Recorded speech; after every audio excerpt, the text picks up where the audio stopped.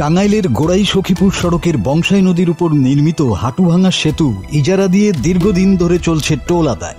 নির্মাণ ব্যয়ের চেয়ে বেশি অর্থ আদায় হলেও বন্ধ হচ্ছে না এই টোল। 2001 সাল থেকে 2018-19 অর্থ বছর পর্যন্ত সরকার সেতুটি ইজারা দিয়ে 9,48,20,750 টাকা রাজস্ব আদায় করেছে। টাঙ্গাইলের মির্জাপুর উপজেলার পাহাড়ি অঞ্চলের আজগানা, বাসতৈল সহ কয়েকটি ইউনিয়ন এবং ময়মনসিংহ, শেরপুর, জামালপুর ও নেত্রকোনার কয়েক লাখ মানুষকে যোগাযোগের জন্য ঝুঁকি নিয়ে ফেরি ও ডিঙি নৌকায় হাটুভাঙা এলাকার বংশাই নদী পার হতে হতো। এরপর 1996 সালে সরকার স্থানীয় লোকজনদের দুর্ভোগের কথা চিন্তা করে বংশাই নদীর ওই স্থানে সেতু নির্মাণের উদ্যোগ নেয়। প্রায় 6.5 কোটি টাকা ব্যয়ে সেতুটির নির্মাণ কাজ পায় ঢাকার মনিকো এন্টারপ্রাইজ। বাংলাদেশ ও জার্মান সরকারের যৌথ উদ্যোগে এলজিইডির তত্ত্বাবধানে ঠিকাদারি প্রতিষ্ঠান 2001 সালে সেতুটির নির্মাণ কাজ শেষ করে। সেতুটি চালু হওয়ার পর মির্জাপুরের পাহাড়ি অঞ্চল ছাড়াও দেশের উত্তরাঞ্চলের কয়েকটি জেলার মানুষের গোড়াই সখীপুর সড়ক হয়ে দেশের বিভিন্ন স্থানে যাতায়াত বেড়ে যায়।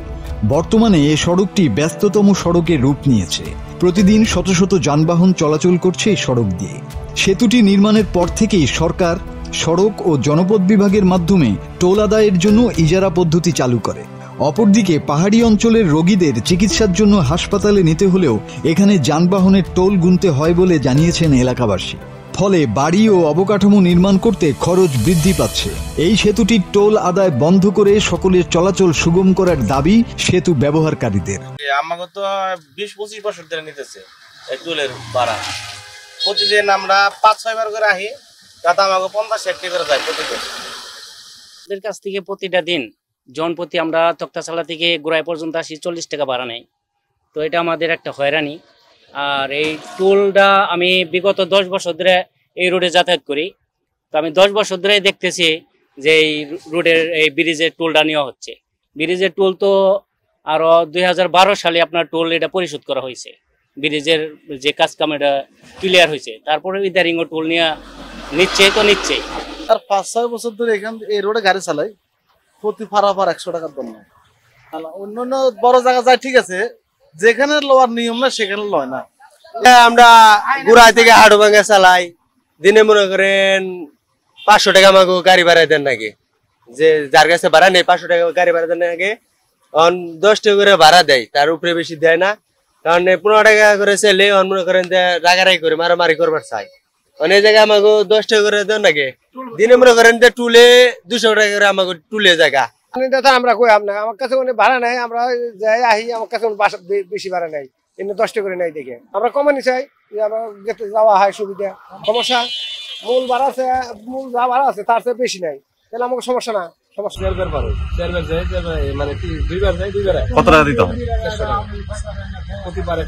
ইজারাদার জানান সকল নিয়ম মেনেই সেতুটিতে টোল আদায় করা হচ্ছে। এটা আপনার রুটস অ্যান্ড হাইওয়ে সড়ক বিভাগ টাঙ্গাইল থেকে দরপত্র আহ্বান করছে। ওই দরপত্র পঞ্চম কলেজে আমরা হলাম হাইস্ট বিডার হয়েছি, আরো 4 জন আমাদের সাথে পার্টিসিপেট করছিল। তো পঞ্চম কলেজে আমরা হাইস্ট হওয়াতে তারপরে এখান থেকে সিএস লেখা দিছে জামালপুর, জামালপুর থেকে গেছে ময়মনসিংহ থেকে গেছে ঢাকা সড়ক বিভাগের হেডকোয়ার্টারে, সেখান থেকে মন্ত্রণালয় ঘুরে অনুমোদন হয়ে তারপরে দেন হইলো আমাদের ওয়ার্ক অর্ডার হয়েছে। সরকারের একটা রাজস্বের একটা ব্যাপার। প্রায় এই সেতু হওয়ার আগে এখানে ফেরি ছিল, তখন থেকেই সড়ক জনপথ বা আগে ছিল সিএনবি, এখানে রাজস্ব বা এই টোল আদায় করতো। তখন ইজারা ছিল না, ডিপার্টমেন্ট থেকে তারা নিজস্ব খাস কালেকশন করতো।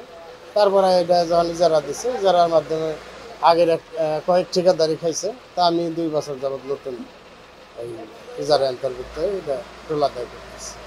এর আগে ছিল আর এক কোম্পানি, তারা এখানে বৈধ অবৈধ এটা যারা না বুঝে না জানে, আসলে তো এটা অবৈধভাবে কোনো কিছু এখানে এতদিনকে এটা চাঁদা বা অন্য কিছু কি আদায় করা সম্ভব এই বর্তমান প্রেক্ষাপটে।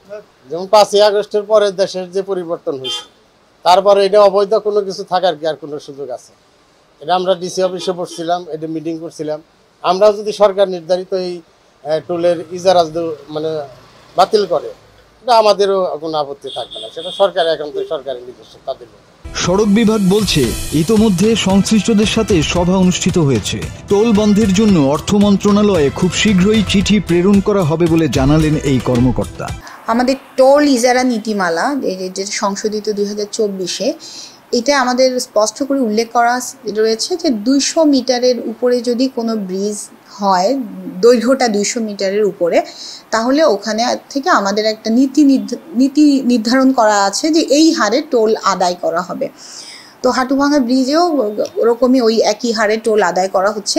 তবে এলাকার মানুষের বা স্টেক হোল্ডারদের যে চাওয়াটা, এই ব্যাপারে আমরা স্টেক হোল্ডারদের সাথে একটা অংশীজন সভা করেছি জেলা প্রশাসন এবং আমরা মিলে, এবং তাদের এই চাওয়াটাকে আমরা আমাদের মন্ত্রণালয়ের মাধ্যমে, হয়তো অর্থ মন্ত্রণালয়ে আমরা এটা পাঠিয়ে দিব যে স্টেক হোল্ডাররা তারা কিভাবে চাচ্ছেন আর কি। আর ইজারা নীতিমালাটা সংশোধন হলে তাহলে হয়তো এটা গভর্নমেন্ট যেভাবে ডিসিশন দেবে, বন্ধ করা হোক বা রেটটা পরিবর্তন করা হোক, ওভাবে আমরা তখন এক্সিকিউশনে যাব। আমরা অংশীজন সভা যেটা করেছি ওইটার কার্যবিবরণী আমাদের এখান থেকে পাঠানো হচ্ছে, এবং আমরা ওই নিয়মিত যোগাযোগের মাধ্যমে, আমরা এবং ডিসি অফিস নিয়মিত যোগাযোগের মাধ্যমে আমরা চাইবো যে এই স্টেক হোল্ডারদের রিফ্লেকশনটা ওনারা যেন জানতে পারে, এবং তার আগেই, মানে পরবর্তীতে ইজারা ডাকের আগেই যেন একটা সিদ্ধান্ত আমরা ওখান থেকে পেতে পারি। মির্জাপুরের পাহাড়ি অঞ্চল ছাড়াও উত্তরাঞ্চলের কৃষকের উৎপাদিত ফসল ও কৃষিপণ্য এই সেতু দিয়েই দেশের বিভিন্ন স্থানে নিতে হয়। এই টোল আদায়ের কারণে কৃষিপণ্য বহনে খরচ বৃদ্ধি পাচ্ছে বলে জানিয়েছেন কৃষকরা।